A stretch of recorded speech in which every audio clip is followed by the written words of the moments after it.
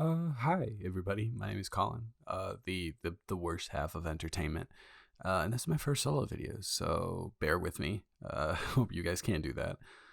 So I have been wanting to make this video for a long time, and I haven't found the right visual style for it. Well, I hadn't found the right visual style for it because I tried multiple. I tried recreating what happens in the video. I tried recreating it with somebody else. Like, I've tried to have actors do it. I've tried to do solely footage of the person I'll be talking about, but nothing ever felt right.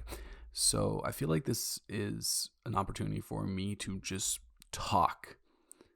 And letters generally don't have visuals along with them, so I'm just going to be putting some snow happening in the background. And if that's not interesting enough, please let me know, and I will try and find a way to properly present the emotions that I want to. But otherwise, I hope you guys enjoy. Thank you so much.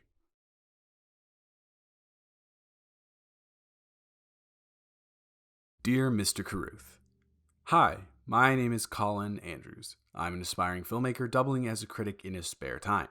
But more than anything, I'm in a passionate relationship with the arts. Film, music, literature, painting, anything that falls under the umbrella of that one solitary word. I've been reading a lot more as of recently, making a goal of completing one book a week, seeing as that I work and am in school, otherwise it would probably be more. I've read some pretty good pieces thus far, such as All the Light We Cannot See and I'm Thinking of Ending Things, which is Charlie Kaufman's upcoming endeavor. I'm sure you're aware though, I get the hunch that you enjoy his work. But a couple of days ago, I was scrolling through some movies coming up for this year on Letterboxd. I know it's kind of an odd website, but it's more entertaining than IMDb, and, well, I saw The Modern Ocean. Now, obviously, that is not coming out this year, but that sparked some wonderful memories of Primer, which was one of the first movies I saw when I was starting to invest myself fully in film. Then, of course, Upstream Color came crashing in and dislodged Primer from the prominence in my brain. I'm more of an Upstream Color fan. I can't help it. Suddenly I thought, well, what if there has been some news that I missed? What if the film is coming out within the next couple of years? So I rushed to my laptop screen, only to find that in a recent interview that you said it will be a while before it comes out. Naturally, I was disappointed, but as an artist, you have to understand wanting to get the correct people and energy behind the project. As I was reading through the article, I saw two words that I haven't thought about in 3 years. A topiary. The emotions that I felt while reading the screenplay started to come flooding back, yet somehow I wasn't able to connect those emotions with certain points of the script. After pondering why for a couple moments, I realized it was because I hadn't read the script in 3 years. Without any hesitation, I searched up the project in its entirety in a flash and started reading it at 10 p.m.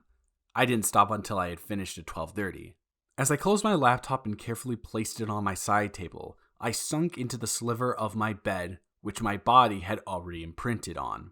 I laid, and I thought, and decoded all of the words in my mind to images for the second time that night.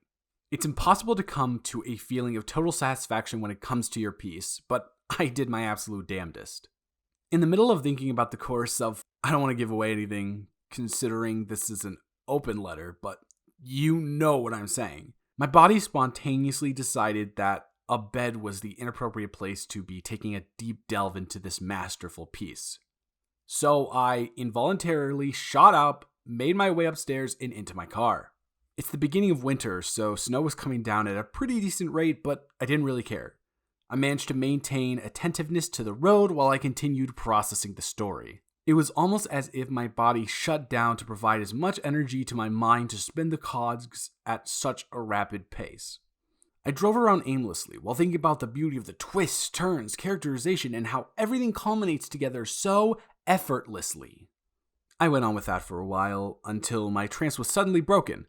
I looked down at my dashboard and the clock read 3:07. I looked around at my surroundings and I had unconsciously pulled into a coffee shop, which was what I'm assuming broke my trance. I also realized that I was 40 minutes away from my house and my gas tank was near empty. As I started making my way towards the Citgo across the street, the logical part of my brain started to shut down, seeing as that it was in need of a good nap from being overused. Simultaneously, an array of emotions started sparking up. And for some reason, the predominant one was madness. And I was mad at two specific things. The first one being the industry in general, producers specifically. I mean, how idiotic do people have to be to read a script so daring, original, and thought-provoking as your piece and say that they don't have $14 million to fund it? Meanwhile, there are actual people out there that funded Cats. Anyways, when people in film school say that you need a budget to make a really solid film, I always tell them to stop complaining and watch Primer. So I was super upset with the industry for essentially running this project out of existence. By this point in the train of thought, I arrived at the gas station and started filling my tank, and the fumes of gasoline moved me on to the next thought. I thought I was mad at you. I started to contradict myself as I felt an insatiable need for more of your content, regardless of what it was.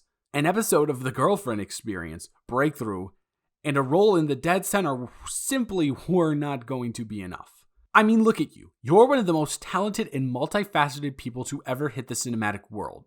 You gotta have billions of different ideas floating around in your head. And as much as I hate the platform, you have no social media. Therefore, no way to update the people that care about your work. You're a mystery. But that's what I admire about you. You don't feel a need to cater to the people, and I bet that if one of your films had gotten bad reception, you wouldn't have given a shit.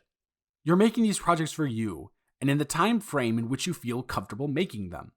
As for the studios, it's a well understood idea that a lot of people simply don't understand the importance of a genius to their respective realm until long after they are gone. At this point in the thought process, I'm back on the highway and the snow is falling harder around me, so I'm forced to pay a bit more attention to the road than to my thoughts. Then, and I don't know if it's the soft snow falling around me or the fact that I am completely alone on the road with nothing but further terrain in front of me, but for whatever reason in the world, I start to feel content. Mr. Carruth, sir, you have given us 2 pieces of media that are absolutely spectacular, so what do I have to complain about?